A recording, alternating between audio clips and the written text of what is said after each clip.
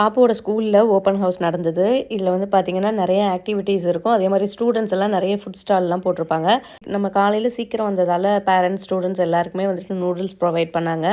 நானே உங்களுக்கு பண்ணித்தரேன் அப்படின்னு சொல்லிட்டு நம்ம பாப்பா எதையோ அள்ளி போட்டு மிக்ஸ் பண்ணி கொடுத்தாலும் அதுவும் நல்லா தான் இருந்தது.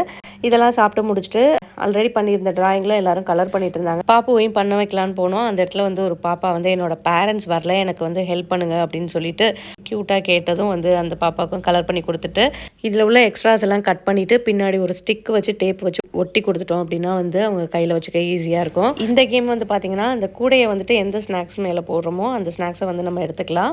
அங்கங்கே வந்து சாக்லேட் மில்க் அதெல்லாம் கொடுத்துட்டு இருந்தாங்க.